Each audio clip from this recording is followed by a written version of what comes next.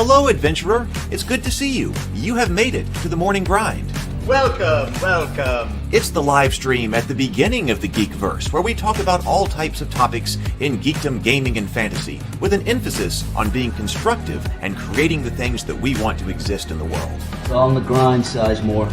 Can't be too fine, can't be too coarse. That's exactly right. There are a lot of adventures to be had today. Dungeons to explore and monsters to slay, and who knows what a random encounter might send our way. That's why we have to prepare, so settle in now for the morning grind with your favorite beverage in hand. Tea?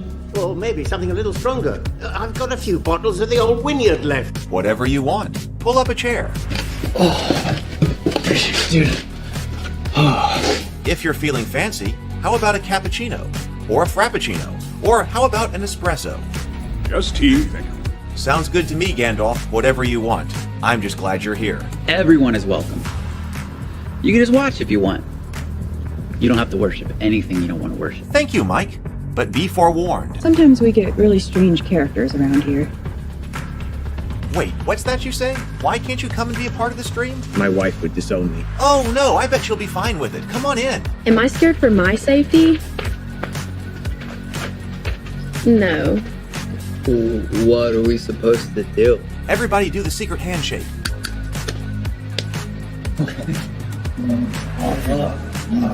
Secret cultist handshake.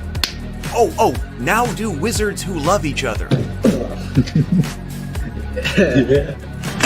This, my friend, is a science. I still don't have kittens, but it's fine. It's all on the grind, son. Can't be too fine, can't be too coarse. Dude, this would be a sick place to bring the band. Indeed it would be, Dave. It really would. I'm seeing more people coming in. Welcome, glad to have you here. Oh look, here's someone new. Is this the cultist meetup? Yes it is. Come to hang out? Please accept me. I have nothing else. Okay, we accept you. Everyone's welcome here. Brought some snacks. Well, that makes things even better. You want some coffee? I don't drink coffee. You sure? It's cultist coffee. What makes it cultist coffee? I'm a cultist and I'm drinking it. Oh. Then I'll have some. What exactly is going on here? I'm seeing more people coming in. Welcome. It's so great to have you. Oh, and look, here comes another stranger. Can we help you? Yes, fellow cultists. I could really use some food. Oh yeah? Welcome. We have donuts. Oh, it's me. I'm glad I'm here. I'm sure you have a few questions for me, though. What's your name? Who do you work for? What god do you worship? Great questions, Rob. I'm Steve King, and I worship Nyarlathotep. No, not really. I'm just Heath, and I won't be worshiping anything this morning. But I will be your host. Welcome to the office. We're going to have a great time. I've got my coffee ready, because now it's time for the morning grind. If you could become a fish, that would be amazing. Then I could command you with my mental fish powers. Good morning, everybody. My camera wasn't working, but now it is. So I was afraid I wasn't going to have a camera, but now it's on. So good morning, everybody. Welcome. It is great to see you. Welcome to my home. Welcome to the office, and welcome to the morning grind. We've got a couple of things to do here. First of all, I've got these in. You can see 4 of them in my hand. These are the ones we looked at last time and the ones that I just got in. So what we have here are the second proofs of the cultist role-playing game. So this one, okay, this is the first one. That's the second one. First and second one. So here we'll look at those. Won't take too long, but I'll cut to the chase here. The bad news is I'm going to have them done again. And the interior is right. We'll take a look at it. So the interior is correct on both, as far as I can tell. We'll look at them in a bit more detail here in just a second. But as far as I can tell, the interior is correct on both the hardback and the softback. And we made improvements on the hardcover, but there is something else there's some error that got introduced into the covers. And so that's annoying. I'll show you up here at the screen. Once again, it's the logo. It's the logo that has a problem. The logo has given me problems on the spine down there over here. Okay, so this is old proof right here. Okay, there's the logo. Old proof right there, the old proof of the soft copy. And you can see that it was off center right there. And so I wanted to center that. And you can see what happened here and here. So that looks centered, especially right up there. So it got moved correctly. You can see the printing was a little bit off. But now I've got that same problem where that logo is well, whited out. You know, it's blocked out. Instead of being the actual logo, it is the block. So does that have something to do with the export again or something like that? I mean, I guess maybe. I mean, obviously, it doesn't look like that. On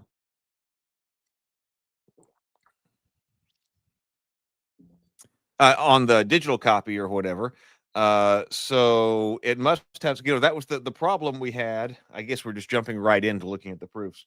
Like this is the old proof. And we had things like this happen. You know, where okay, that's like one of the images, which actually happens to be the logo again, that was just a black square. And so that didn't come through. And we had other things like, okay, so here's like this Cthulhu thing right there, the Cthulhu emblem. So that was a problem on the interior last time. So I got that fixed. So I'm not going to touch the interior. So like here's the new softback. Boom. Correct.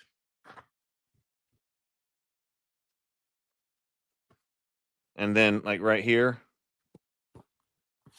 Boom. You know, correct. So that all got fixed on this new printing.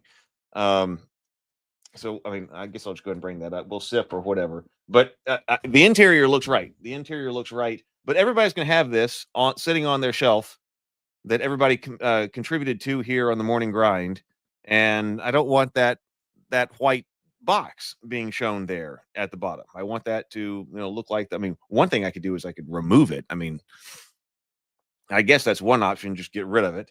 But it obviously worked the first time.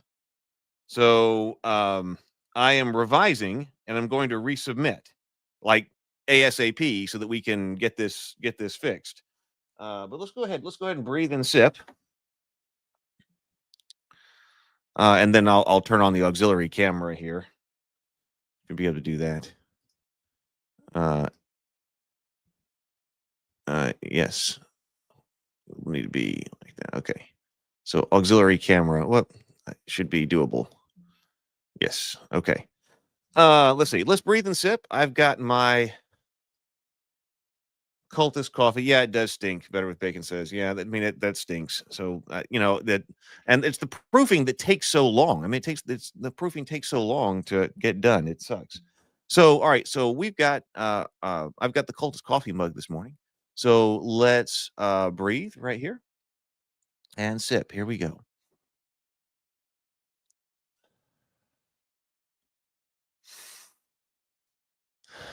And sip.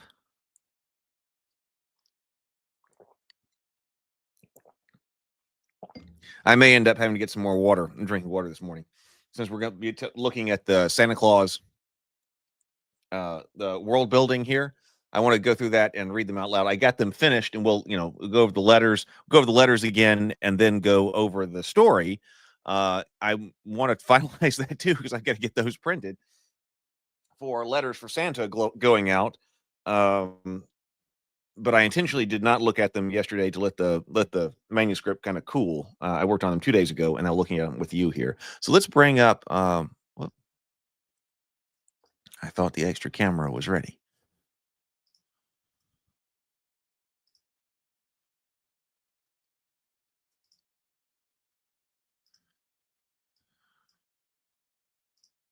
Okay, there we go. There we go. Let's see.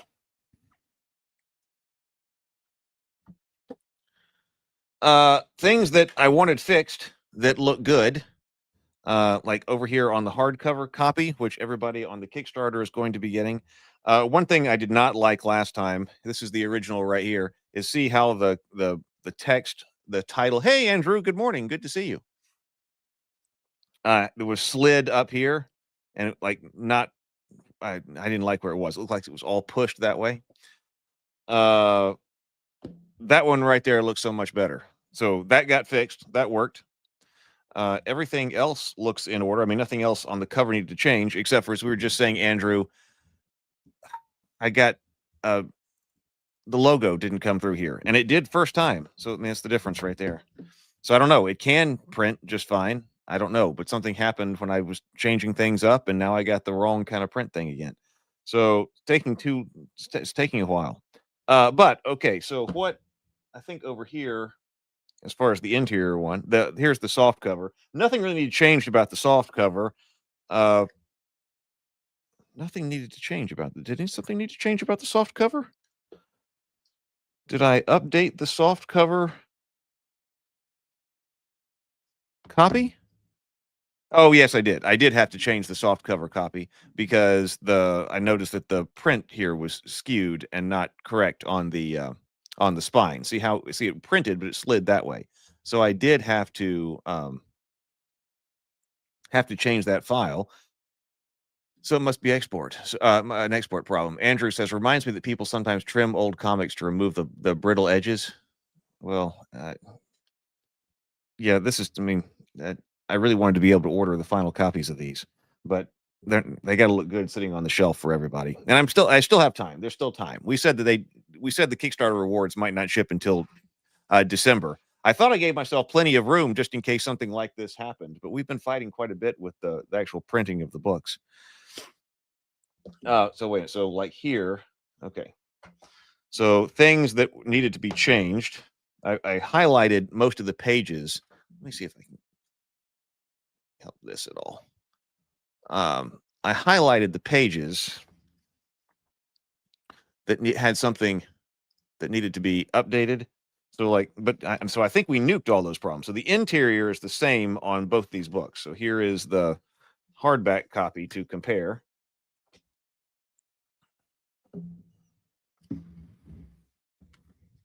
Boom, got that right. They do. I do. Better with Bacon says, I tell you what, outside the logo issue, these look great. I mean, I agree. I'm really happy with them, and I was really ready to move forward with them. And it makes me want to do a lot more. I mean, makes me want to do, these other books and things like that, and a whole bunch of other things, other projects we got to do and want to do. I want to do because they look so good. But it also makes me want to go ahead and get on the ball with getting the layouts, the Rabavania stuff done, and go ahead and getting these printed, or the samples or the proofs done, the samples done, whatever, so that if we do another Kickstarter, I really want the books so much as possible to be done and not have them proofed after the Kickstarter, if at all possible. If at all possible. Hey, good morning, Brett. Great to see you. This was a page 5. So that fixed right there. I guess we can do a quick flip through. I mean, these things, those symbols looked great. Right here. Looks good. Looks good. I do love how this print is very readable. All the boxed text here. I'm gonna have to go back and look at whatever like shade of gray I used there, because that printed very well, very readable. Box text is something we need in RPGs quite a bit. Let's see. All looking good. Let's go over here. Most of it did look good. There were just a few things. Page 5.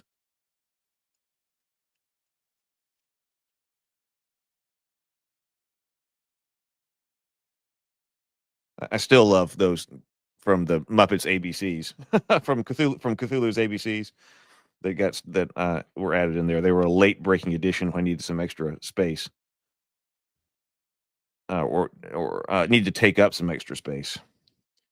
Yep. Okay. So then, there again, I love it. But yeah, 58. This one didn't look right. I looked at that and said, "Hey, this right here this witch's hat. That's just not right. It's too fuzzy. It's supposed to be sharp.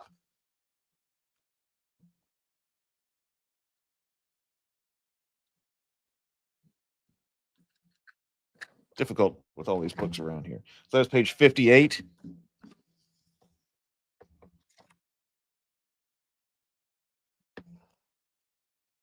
Yeah, right there. See how much better that looks? That's correct. That witch's hat looks sharp. It doesn't look rounded off, whatever. So that looks good right there. So boom, correct. What was next? I think it was Steve here. I noticed that Steve's character sheet. Yeah. Well, okay. So yeah, I need to adjust something about her because this one didn't print very dark. And then Steve right over here, you may even be able to tell here that his is blurry for some reason. So I wasn't sure what caused that. So I re-exported his character sheet.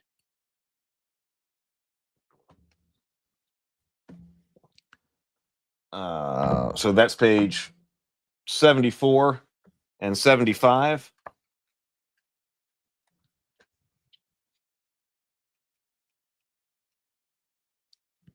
And fixed darker printing here. That looks just like all of the other ones right over here. And then over here, Steve, and like you may or may not be able to tell on the webcam, but Steve fixed his character sheet is just as sharp and as well printed as every other character sheet. So that one got printed. That one got fixed. What else? That might have been it.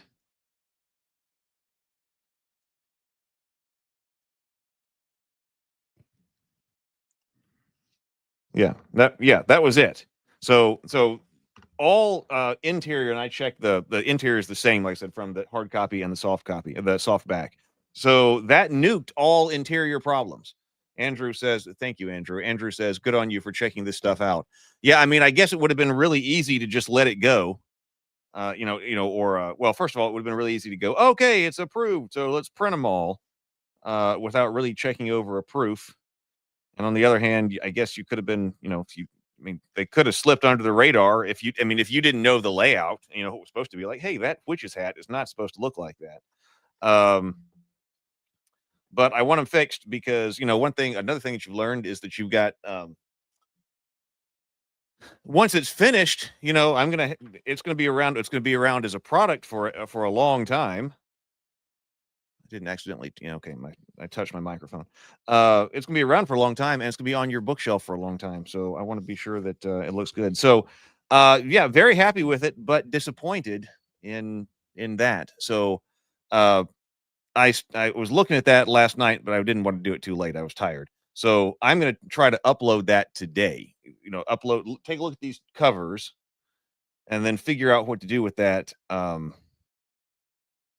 Today, because you can't just immediately reorder the proof. They've got to send the digital files to the printer for approval. I'm not going to touch the interior. The interior files are not going to be touched.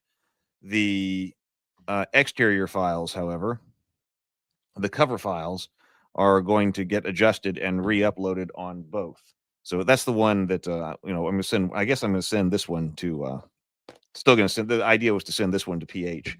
So that was sitting in his box, but I'm glad that I, didn't mail it yet because I thought, what if I need to compare it to the old proof? And I did. So that's PH's copy. So all right, so that's where we are with that. I'm 98% happy, but that 2% is keeping us from moving forward. So I'll put that as an update on the Kickstarter page and let people know what's happening once it's uploaded. So there we go. So Andrew said, this time, we went over for typos quite a bit, before here. So I wasn't looking at typos when I was doing this pass through this proof. I was looking, I had already done that. Andrew says, this year I read Conan's hardcover that collected the novels written by Robert Jordan, Wheel of Time, published by Tor. It was riddled with typos. I could see the paperbacks, but they didn't fix them. I could see the paperbacks, but they didn't fix them for the collected edition. That guy's same with the Wheel of Time stuff. Conan was canon in one part. Oh.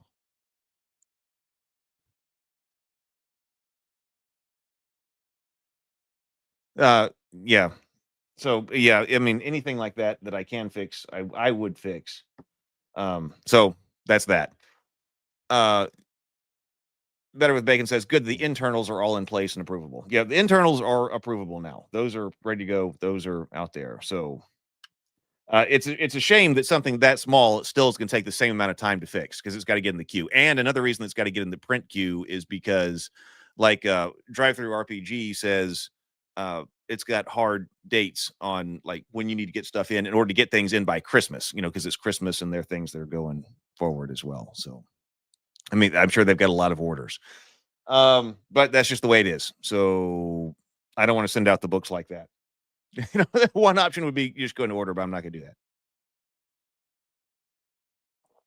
Okay. Let's do some Santa Claus world building. I'm very excited about this. I had a lot of fun writing. Let's go over here. And actually already had some orders for Santa Claus, for letters from Santa Claus. So let me show this. Bring this up.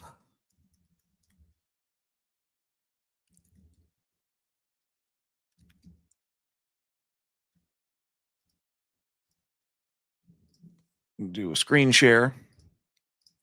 I added a few things. You might not have seen. Oh, I did add a few things. So I can show those. Here we go. So over on ravenkeep.net, I just went ahead and put that says what's new. But okay, so that also says what's new. Huh. Okay. Well, anyway, so like a featured right here. So Goodnight Sword, Cthulhu's ABCs, had some more orders for those come in. Those will ship with the Kickstarter. Well, actually, the Goodnight Sword I've got here and will ship out direct. The other will ship with the Kickstarter. So I did work on the coloring sheets. So each one of these. So if you're over here, the coloring sheets. This is a colored mock-up of the sheet right here. Oh, I didn't know this. Andrew says, I like how many local TV stations used to read letters from Santa. Not sure if there are any more local stations that are independently owned. Oh, I didn't know they used to do that. But that is coloring sheet number 1 right there. And, you know, I was really trying to hide gremlins in these, but I couldn't get that to really work very well. So anyway, Santa Claus sitting in his cabin or whatever, writing the letters out right here. The second one comes with the Santa Claus meeting with the Winter Warlock, standing over the cauldron of magic corn. And I think somebody asked me, like, how are you going to get magic corn, or what's going on with the magic corn?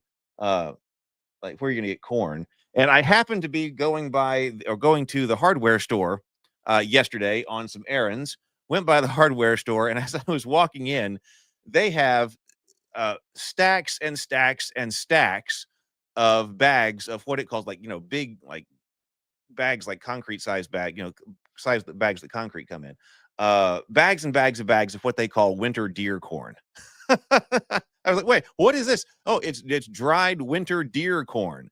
And like for a gigantic concrete sack size full of corn. I don't know if I'll use it or not. I didn't buy it yet. But I was, hey, if I actually need corn, look, this is, and it was like $9 for a gigantic bag of dried winter deer corn. So I might be going back for that to use that as the base for winter for corn.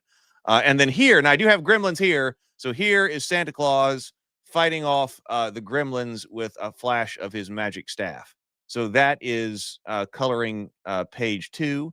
And then I did kind of a mock-up right here of the cover for Purr and the Winter Warlock. So Purr sitting right there.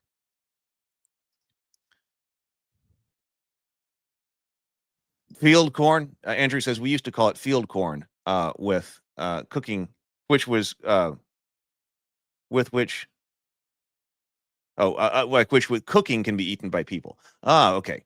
Yeah, they had deer corn, like they labeled deer corn, but field corn. So we will see. We will see about that. Yeah, it's like Santa Claus's workshop or something like that. So yeah, not necessarily that's not necessarily sure that's gonna be final, but I needed something to kind of put out there, and as an example. And so that is Per and the Winter Warlock, which we're going to look at here in just a moment. It's longer than I was expecting. Talk about everything, has to expand. I was trying to do something that was only 750 words so that it would be, I wanted to be a one sitting kind of story because that would be about 5 minutes. Hey, Mike. Good morning, Mike. Hey, if you want to rewind, we already took a look at the proofs of the Cultist role playing game. So if you want to catch up, yeah, we already took a look at them. But I was saying I needed something to just put in here kind of as a placeholder, I think. But I do kind of really like that style and composition and image right here. I think those images are basically what I added. Yep. Okay. So I'm going to take that down. And let's go over and look at these letters in order with Per. Oh, I'm beach balling over here. Here we go. So letter 1.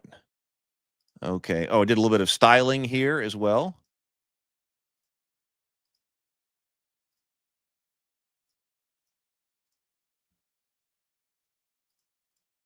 There we go. Okay. So I think I can do it in color. I mean, the intention here was to have this printed on like a parchment kind of paper here. So print this on a parchment kind of paper, and I thought that it would look good. I put in the drop cap here. And then I think adding in like red and green at the top would be cool. And then also perhaps if it's able to be printed in color, put Santa's name down here in red. And actually, if I'm going to all that trouble to have it color printed, I think it needs some type of watermark like stamp or something that is in the back here. I had worked a little bit on the sticker for Santa Claus's seal. And I think something like that could look good in the background right here. So anyway, okay, so let's see. I mean, I hope that these are moving toward final. So we will see. From the desk of Santa Claus, the Great Workshop, the North Pole, December, first snowfall. My dear friend, the first winter snows have fallen across the North Pole, blanketing the rooftops of the toy workshops and turning the forest to glittering silver. The reindeer are restless in their stables, pawing the snow and snorting little clouds into the frosty air. The elves have returned from their summer journeys and are hard at work shaping toys of every kind. The elves are busy polishing sleigh bells, painting toys, and singing old carols. Hard at work shaping toys of every kind. Let's just combine those two.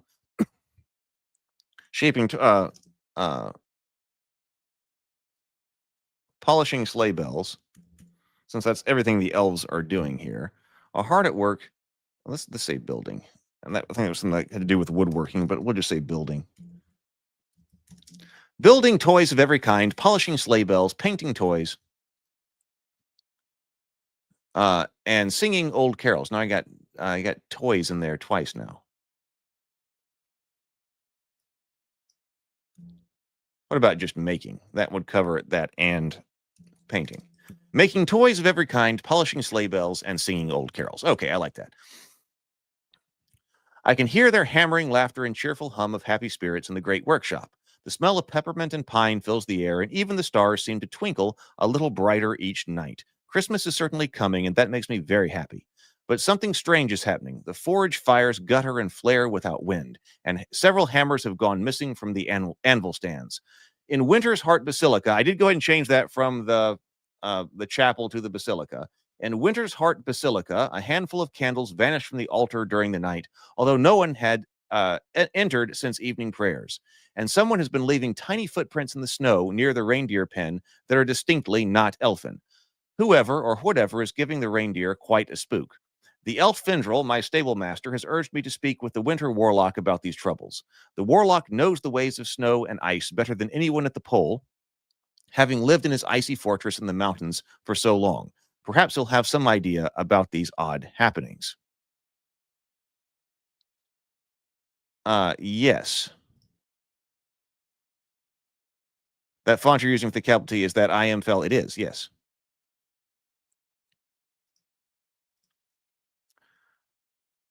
I like that one. I've come to really like that font. I've enclosed a coloring page from the workshop, which we just took a look at, and some stickers the elves made while testing their new printing press. I hope they bring a bit of North Pole cheer to your home while we work to keep the magic bright here. In the meantime, keep your Christmas spirit bright, help others, share kindness, and spread joy whenever you can. Stay merry, bright, and full of wonder. This is the true magic of all. The truest magic of all. I will write again soon with more news from the North. With warmth and wonder, Santa Claus, a.k.a. St. Nicholas, a.k.a. Father Christmas. P.S. The elves say wondrous things are drawn to strong Christmas spirits. So if you see a flicker in the frost or hear bells when no one's there, don't be afraid. It may just be magic on the move. I think that's a pretty good letter. I mean, we could go over this for a long time. But also, it's nice to kind of be working on this deadline here because this has got to be ready to mail out December 1st. So everything has to be ready to mail out December 1st. I have not finished working on the stickers yet, but everything else needs to get ready. And especially have problems with book printing. I'm not sending the book to like drive through for printing. I'm gonna use a different service because it's gonna be smaller run anyway. But it helps to be on a sharp deadline here. So like that, yeah. Montserrat, JSL. I don't know JSL Black Letter.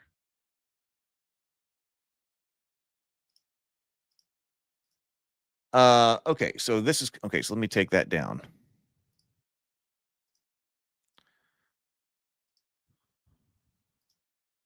And let's bring up letter number 2.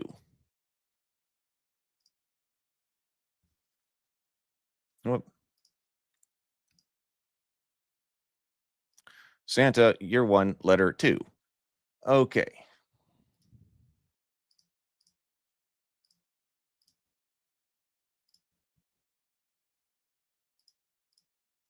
There we go.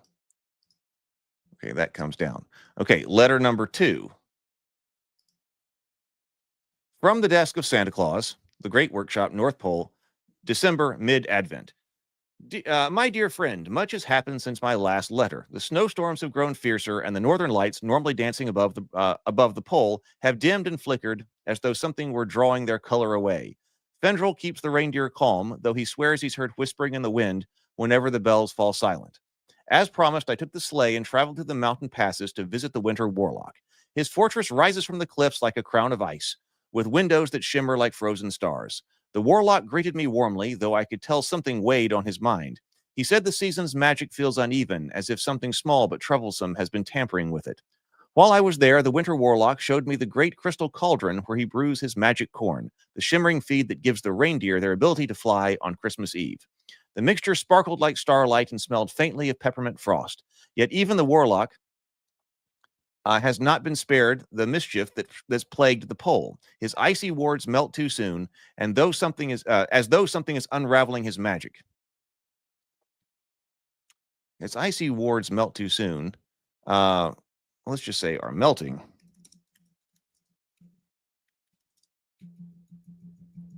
I don't think I need that comma either. As though something is unraveling his magic, and he swears he's heard chittering laughter in the rafters. The trouble has slowed his work, but he promised the corn will be ready in time, and he'll bring it to the workshop before Christmas Eve. I told him we'd keep a lantern burning in the steeple tower of Winterheart's Basilica to guide his way. Back home, the mischief has spread to the brewer's cellar and the potion master's elixarium. Casks of cider have turned weak as water, and the potion master found every bottle of moonlight ink uncorked and emptied into the snow. As he was inspecting, or I wouldn't say as he inspected the spilled ink, a long, sharp icicle fell from the gutter and nearly struck him. The elves now keep watch in pairs, for none can say where the mischief will strike next. Still, there's laughter between their worries, and everyone is ready for Christmas to arrive. Beach ball. There we go. For now, I've enclosed a storybook for you to enjoy, along with a new sticker sheet and coloring pages from the elves. On with new stickers, let's just say new stickers. And coloring and a coloring page. I hope they bring you cheer as Christmas draws near. Keep your spirit bright, my friend. The world needs every spark of kindness this time of year. With warmth and wonder, Santa Claus, a.k.a. St. Nicholas, a.k.a. Father Christmas.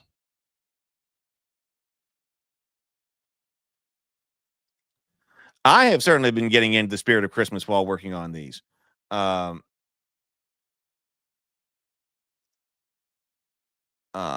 Mike says, that letter read well. If I were a kid and into the whole spirit of the season, I would enjoy that. Thank you. Thank you. It has definitely helped me get into the spirit of Christmas. I have been watching Christmas specials when I was working on these 2 days ago. I've watched Emmett Otter's Jug Band Christmas, and I do really like that one. I've watched Emmett Otter's Jug Band Christmas several times, probably about half a dozen times now. The He-Man Christmas special a couple of times, and there was one other that I was watching. What else did I watch? Anyway, so I've been getting into the Christmas spirit early. Andrew says, I like the letter. Was curious if you're going to add old-timey, to go old-timey with the sign-off like I remain ever your brother in Christ, or I remain your humble servant, maybe most bounded and devoted. You don't like with warmth and wonder? I thought about that quite a bit. I was like, how would Santa Claus sign off on a letter? And so I ended up with warmth and wonder because I was, regards, respectfully, all of that. I put the cross in front of his name to indicate the bishopric, to indicate that he's a bishop. I was wondering, so I'm integrating all of that, but I actually wonder if something like, I'm fighting with the desire to make this, something that is mine, but then also is something that is,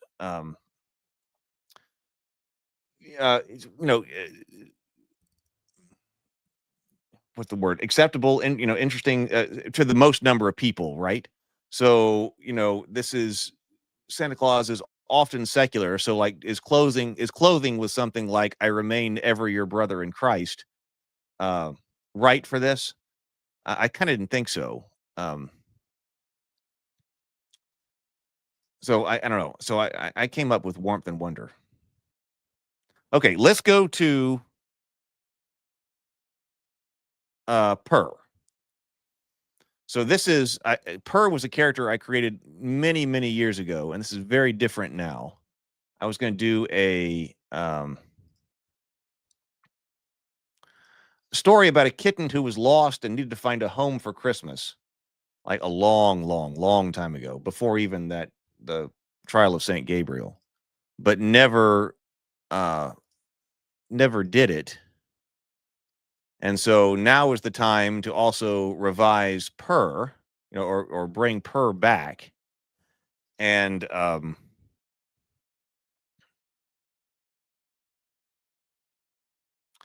get her story done. So she's very much changed now because she was a kitten who was lost, kind of modern day. Santa Claus did pick her up, and she went and hung out with the elves.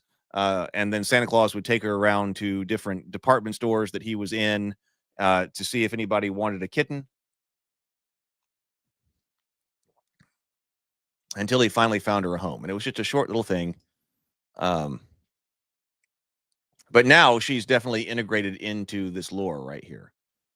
Andrew is also a fan of Emmett Otter. It's so good from the story, and also I watched the making of Emmett Otter too. The technical parts of that. The Emmett Otter is a woefully underrated film, like, or special, or whatever it is. I think it's an hour long.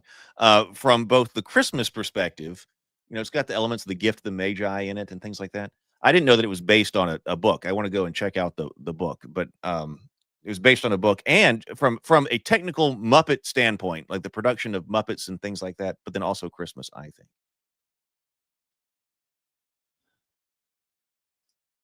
Mike says, I think if someone is religious, the fantasy elements might be off-putting anyway. Well, I mean, I don't know. I thought about that too. But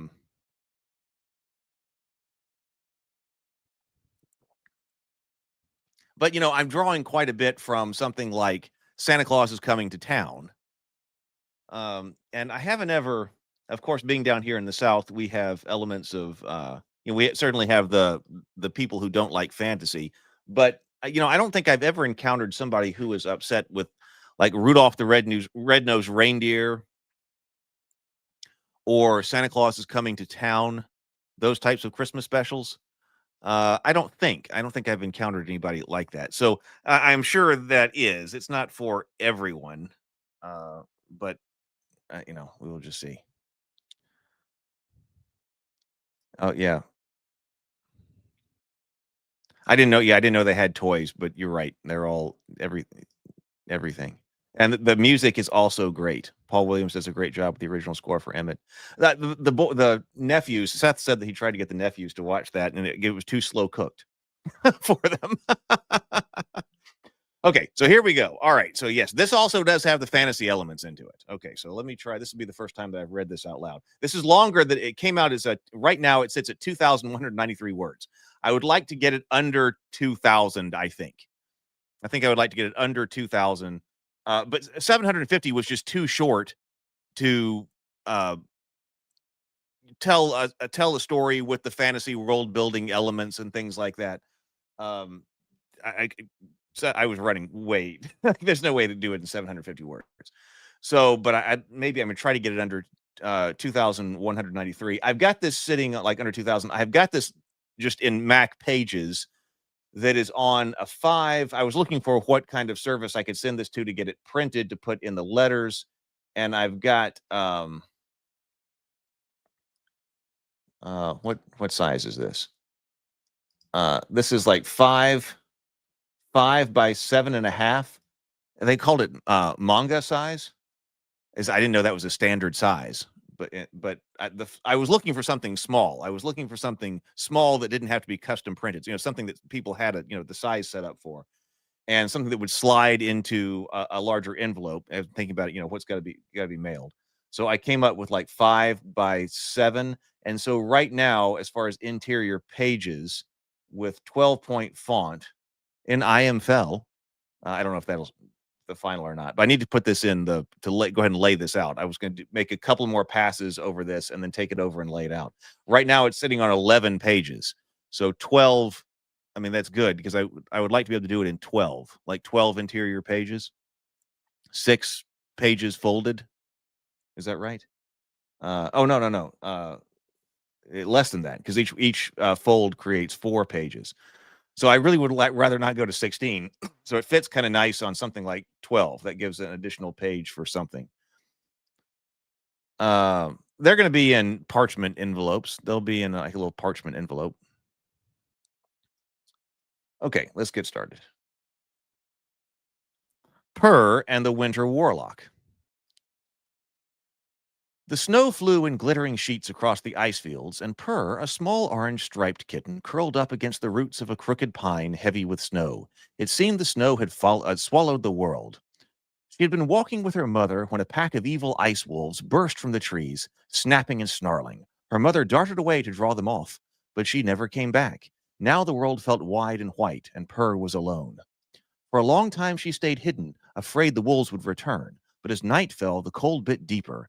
Howls echoed through the hills. Whether it was the wind or the wolves, she could not tell. She lifted her head, and for a heartbeat, a faint golden light flickered in her eyes, quick as a spark. Overhead, an owl saw the glimmer. He glided quietly as a whisper. He glided quiet as a whisper through the air, settling on a branch above her. "Little one," he said, "you will freeze if you stay out here." "Please, sir," said Purr, "my mother is gone, and I am lost and frightened. Do you know where I can find a warm place to stay?" "I do," said the owl. "Not far from here stands the fortress of the Winter Warlock, guardian of the mountain pass. Go there, and he will take you in." "The mountains?" Purr whispered. "They looked dreadful, like the teeth of some great beast." She shivered.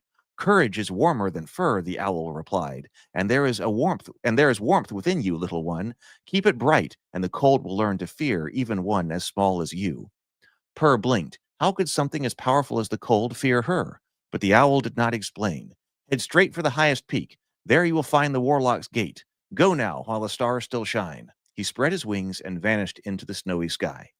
Purr took a deep breath. If Mother was brave enough to face the wolves, then I can walk to the mountains in the snow. She swallowed her fear and stepped into the storm. Purr trudged through the snow. The wind clawed at her, and her paws grew numb. Frost clung to her whiskers as she climbed the mountain. Once she slipped and fell, but she caught herself and pressed on.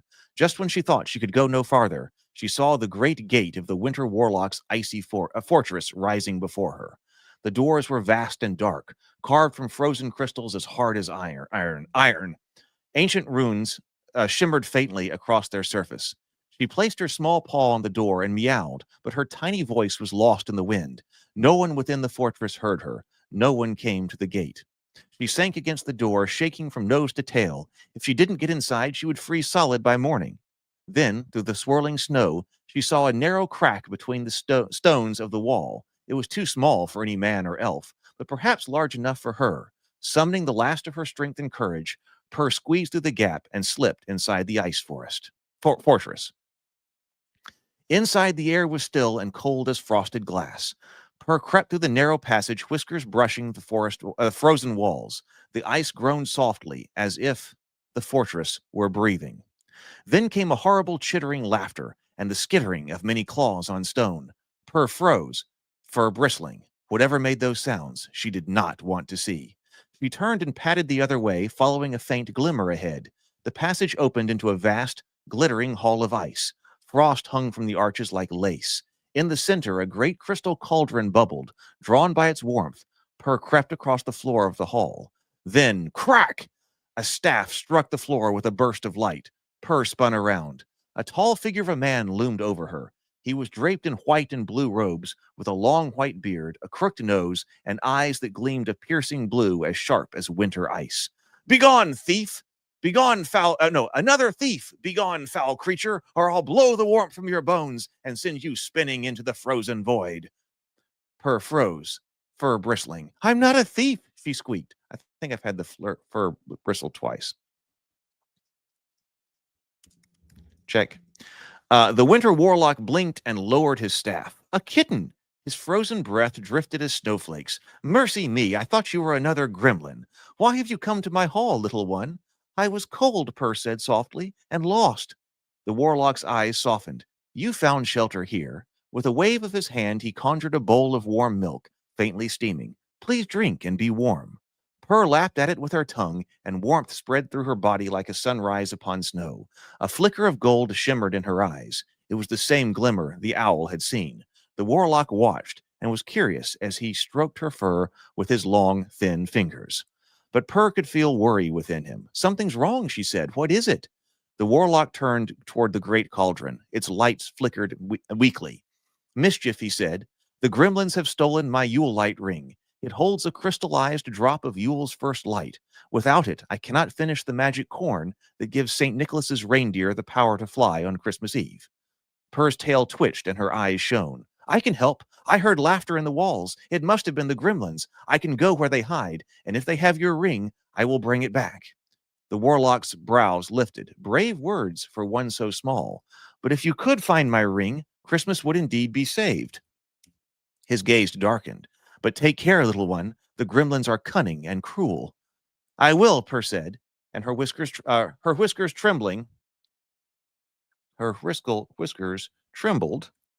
but her eyes were bright with courage. The Warlock bent to her level, his frost-crackled eyes steady. "You carry a spark, little one. I felt it when you drank my milk. The gremlins feed on fear, but courage is its opposite. If you are in need, call on your spark, and the ring will answer." Purr blinked up at him, not quite understanding, but the warmth she'd felt before stirred again in her chest. She nodded, brushed against the Warlock's leg, and then slipped back into the dark of the narrow passage. The dark pressed close around her. Frost glittered faintly on the stones as she crept deeper under the fortress. Then came the laughter again, as cruel and sharp as broken glass. The sound froze her paws mid-step. She trembled, longing to turn back to the Warlock's hall, where she would be safe. But then she imagined Santa's sleigh standing in the snow, unable to fly, and the children waking on Christmas morning to find no presents. Instead of joy, there would only be their little tears. She could not let that happen, and courage swelled within her. She puffed out her fur and crept toward the sound. The air grew colder, and the hideous laughter louder as the passage twisted through the frozen roots of the mountain until it opened into a wide cavern, blazing with firelight. The gremlins were there. Their lair flickered orange and red with firelight, alive and writhing. Around the flames, the gremlins danced and shrieked, their jagged shadows leaping up the walls. They were small and wiry, with long pointed ears, yellow teeth, yellow eyes, needle teeth, and skin of sickly green. They banged on broken toys for drums and clattered stolen silver spoons like cymbals. At the far wall, atop a pile of stolen trinkets, sat their chieftain. The Yule light ring was on his bony finger.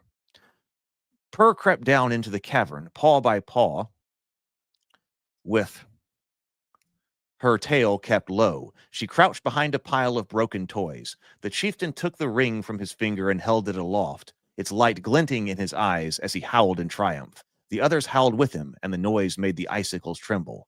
That was the moment Purr needed.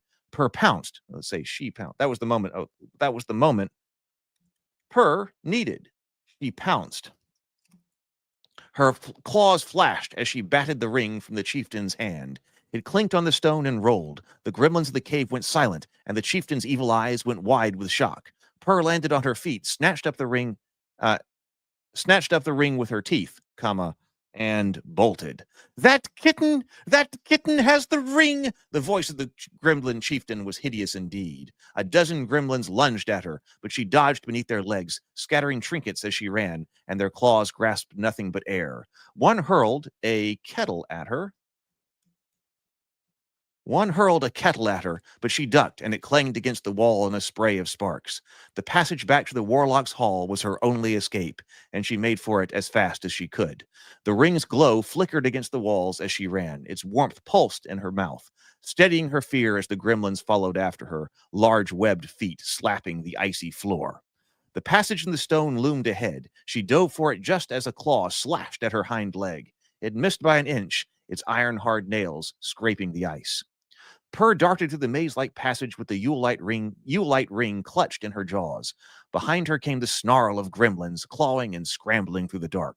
She ran faster, tiny paws skidding on the frost-slick stones, heart hammering like a drum. In front of her, a gremlin jumped out from a side passage, cutting her off, growling as it bore its teeth. More gremlins were behind her. Their laughter echoed, cruel and hungry, and she could hear their snapping teeth. There was only one chance now. The ring pulsed in her mouth, its light steady and warm. What had the warlock said? The gremlins feed on fear, but courage is its opposite. Call on your spark, and the ring will answer. Purr squeezed her eyes shut and gathered every scrap of courage left inside her. When she opened them, her eyes flashed gold. The light touched the crystal of the Yule light ring, and it amplified the light. It blazed to life, filling the passage with a golden radiance, bright and pure as the first dawn of Christmas, holy and warm against the frozen dark. The gremlin shrieked, throwing its claws over its eyes, and the golden light seared the hall. Purr darted past it and ran like a shooting star through the tunnels toward the warlock's hall. A blue light of the warlock's hall, we'll just say the hall, or the blue light of the hall grew brighter ahead. It was just within reach. With a final leap, she burst from the crack in the wall and tumbled onto the icy floor. The goblins were close behind. Several burst out into the hall, but the warlock was ready. He raised his staff, and it blazed bright blue. "Begone, wretches!" he thundered. "To the void with you!" His voice rolled like thunder over the ice as he struck the floor with his staff. A surge of frost swept over the gremlins. They froze mid-stride as their bodies warped. Oh, I was changing this because I was going to have them explode, but I think they don't need to explode. I think they need to be actually just put into the void. So I need to change this. I'll fix this here. Instead of having them turn to ice and explode, send them into the void. They froze mid-stride as their bodies warped, turned to bitter glass, and then exploded into shards. Fix that. With another wave of his staff, a gleaming sheet of ice, hard as steel, sealed off the passage. Purr was safe, and the warlock knelt beside her, his robe pooling like a serene snowdrift. What did you say? A snowdrift? Like a snowdrift. Purr dropped the Yule light ring at his feet. "You did it," he whispered, lifting the ring between his long fingers. Its light flared bright as dawn. Truly braver than wolves. It's supposed to be you are. Braver than wolves, faster than a shadow. faster than a shadow. What a heart beats in that small chest. He slipped the ring onto his finger and turned to the cauldron. The magic within leapt high. Golden and blue flames swirled together until the whole hall glowed like morning. Now, he said, glancing down at her with a rare smile, let's finish this spell. Every warlock needs a familiar, and you've already proven yourself very worthy. Purr leapt to the rim of the cauldron, her tail curling in the rising warmth. The warlock traced runes in the air. She peered into the swirling corn, her reflection gleaming beside his. Together they chanted, and the warlock's deep voice mingled with the kitten's soft purr, and the cauldron shone brighter still.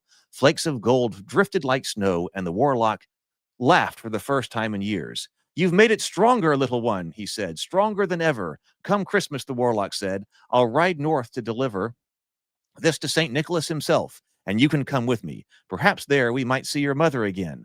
There are many wonders in the great workshop. Purr nestled beside the cauldron, her warmth mingling with the light. For the first time since the mountain pass, she purred without fear. Somewhere beyond the storm, she imagined a larger hearth still, one where all lost things were found. Reading that out loud helped because I can already identify a few places where it was slow. So I think I can get this down to under 2,000 words easily. But that's the first time I'd been through it complete like that. So there you go. Yes, Mike says Purr is a badass. So there you go. I hadn't thought about it. It was a late breaking thing that I was like, because she was originally when she was originally created was hanging out at Santa Claus's workshop. And she gets to hang out with the elves. But now that I've got this winter warlock character, I was like, oh, it should obviously be the case that she becomes his familiar, at least here. So, at least in this section right here, we could return to Purr next Christmas or something else. I don't know. But this was fun to put together, like I said, especially on a deadline. It seems like what I write ends up drawing out quite a bit. And so I'm like, I got to get this done. So that it does need some more work. It will probably take a few more hours. Maybe I got to work on the Cultist books. I got to get those uploaded because I'm on a deadline there too. But I feel like if I sat down for one more evening, I could particularly get this a bit better edited, a bit tighter. Like I noticed that it kind of drug, like I added in the warlock talking to her. She needed to have some kind of magic power in order to escape from the goblins. So I was trying to add the gremlins rather. So I was trying to add that in. So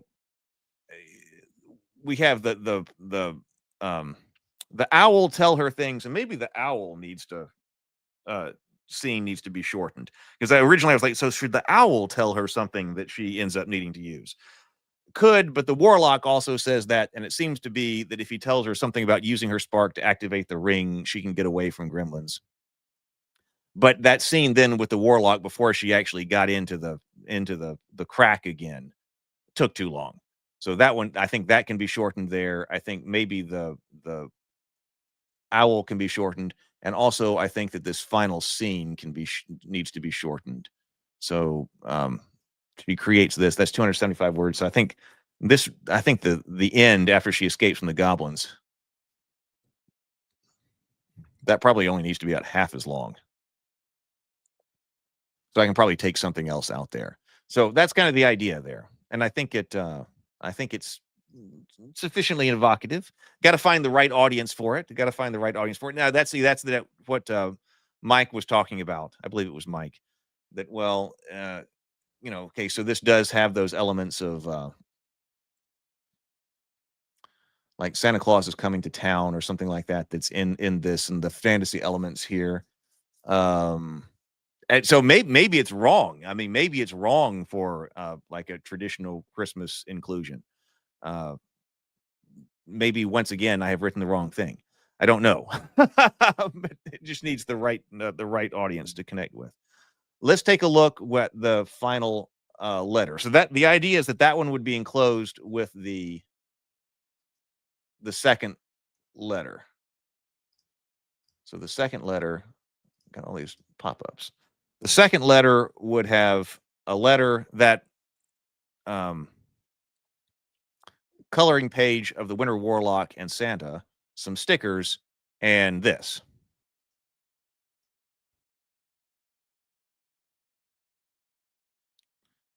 Better with Bacon says, no way is it too long.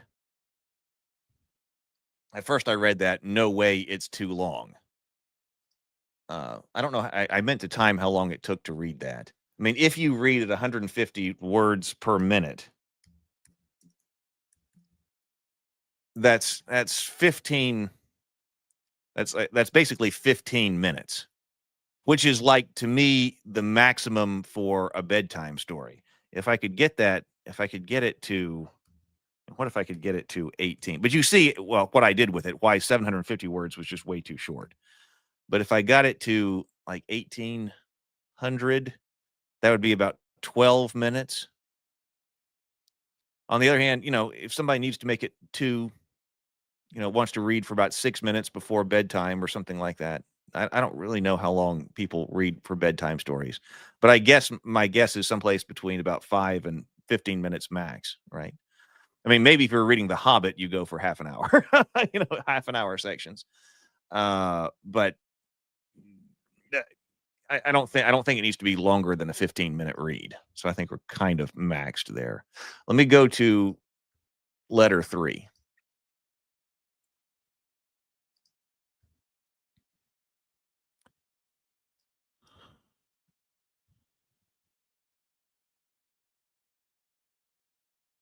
Oh, hey, BGD.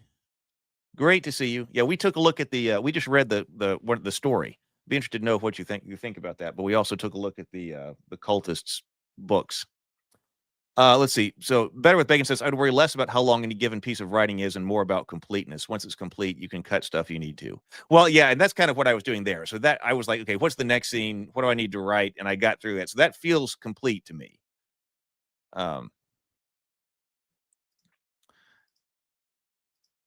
So we'll see. So letter 3. Is that letter 3? Yeah.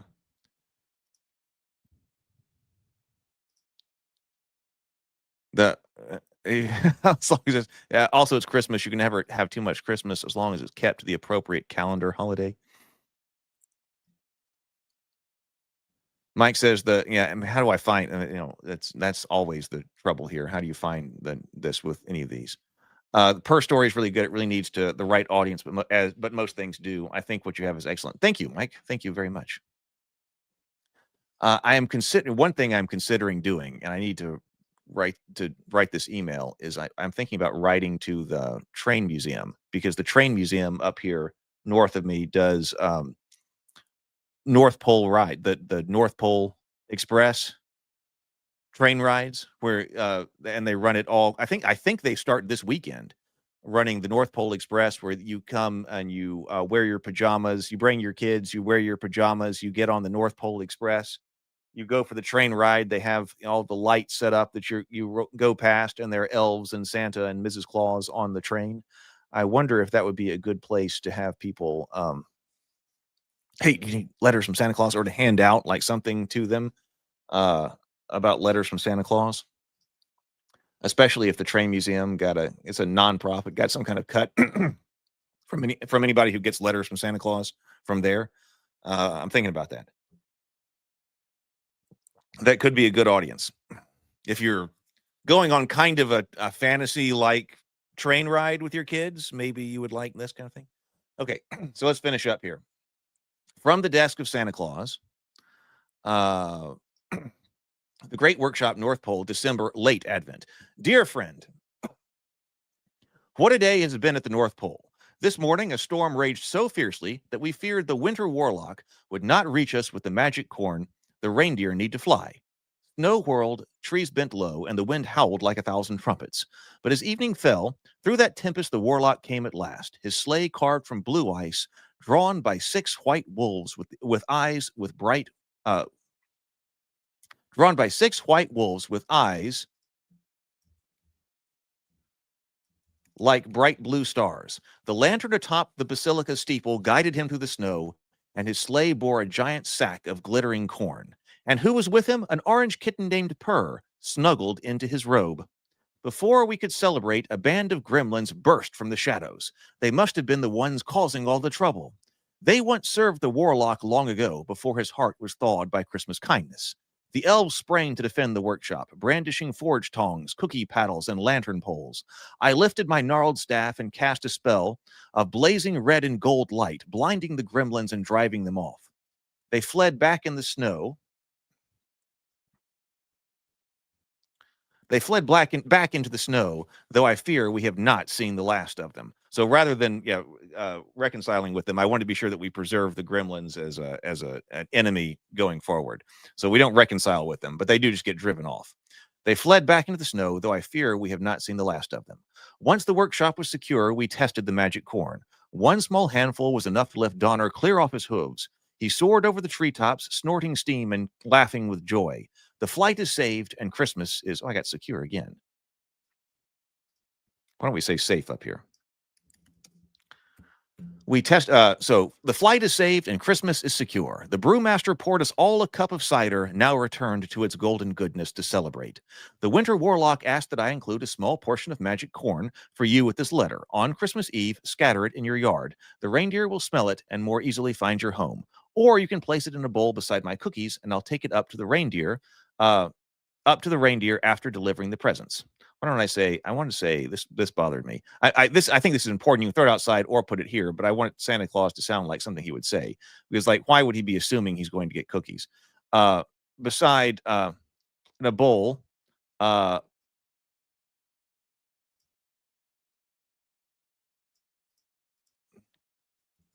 Beside any cookies you might be leaving out.